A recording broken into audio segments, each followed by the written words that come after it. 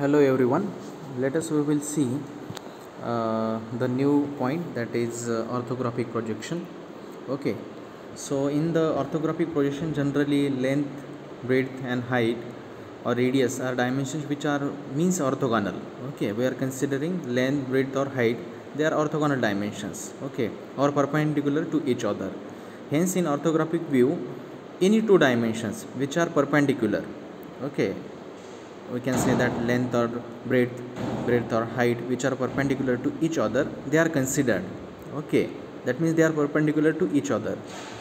So we are concentrating on that particular dimensions and they are perpendicular to each other. So in orthographic projection we are drawing the drawing or views which are perpendicular to each other, okay, in the geometry in the different directions. Okay, that is front, top and side. So they are studied. Okay, so this diagram shows that front view, then left hand side view, right hand side view. Again from the top surface one arrow is given, that is we can say that it is top view. Okay, so in different angle we can draw different views from left hand side, from right hand side, from the top view, from the front view. Okay, so all these dimensions are perpendicular to each other. So with respect to that we are drawing a orthographic projections for the particular object. Okay, so now next let us we will see the various principal planes and principal views. Okay, generally we are using a 4 quadrant. Okay, so we can say that we are using first angle method and third angle method, but generally we are using a first angle method. So this figure shows a 4 quadrant or the planes, principal planes. We can say that VP indicate the vertical plane, HP indicate horizontal plane, and PP is nothing but the profile plane. Okay, so profile plane, that is front reference plane, it is also called as a front reference plane. Horizontal plane or HP is nothing but the horizontal reference plane. Okay, and profile plane, in short, it is called as a PP, or it is also called as side reference plane. So in this case vertical plane is always assumed to be fixed, while horizontal plane and profile plane are assumed to be rotated by 90 degree always. Okay, so the different views and their projections can be studied in the single plane. That is the purpose. Okay, so these are the various principal plane and the principal views, okay, which is shown by the diagram. Again in this case that arrow indicate that the horizontal plane is rotated by 90 degree, then this profile plane is also rotated by the 90 degree. Okay, that is shown by that arrow. Okay, next is we will see the method of projection. Okay, there are two methods of projection generally used. So first one is the first angle method of projection and second one is the third angle method of projection. Okay, so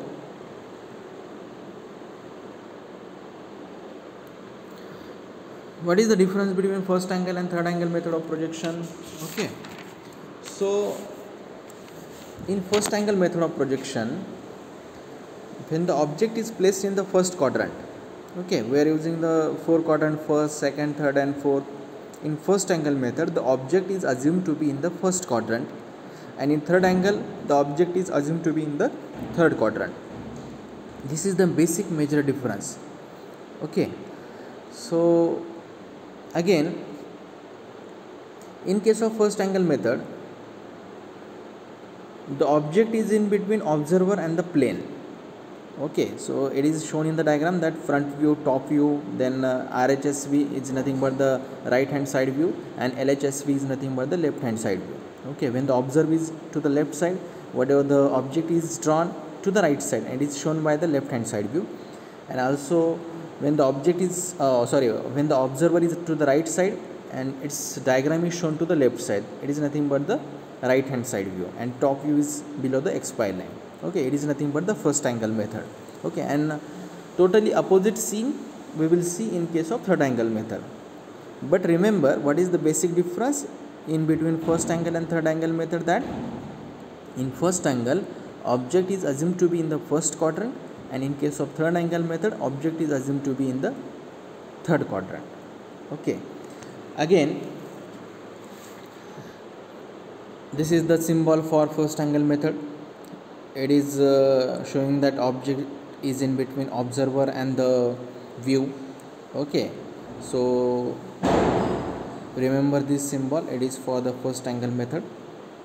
Okay, now this is diagram for the third angle method. In this case, when the object is placed in the third quadrant instead of first, then object is in between observed and the plane and the object, that is plane is between observed and the object. Then orthographic view obtained in such a case, it is called as a third angle method. Okay, which is shown in the diagram. That is it is totally opposite to the first angle method, that is top view above the xy line, front view below the xy line, then left hand side view is shown to the left hand side only, right hand side view is shown to the right hand side but below the xy line. Okay, and this is the basic symbol for the third angle method, that is observer, views and the object. Okay, remember this symbol. Now this is the difference between first angle method and third angle method. Okay, so if we see the first angle method, in case of first angle, object position is in the first quadrant. In case of third angle method, object is in the third quadrant. Next, object is always in between observer and the plane in case of first angle method, and in case of third angle method, plane is always in between observer and the object. Okay, next is front view is always above the xy line, as you know very well in case of first angle, and in case of third angle, top view is always above the reference line. That means it is totally opposite to the first angle. And this is the symbol for first angle and symbol for the third angle. Okay, thank you.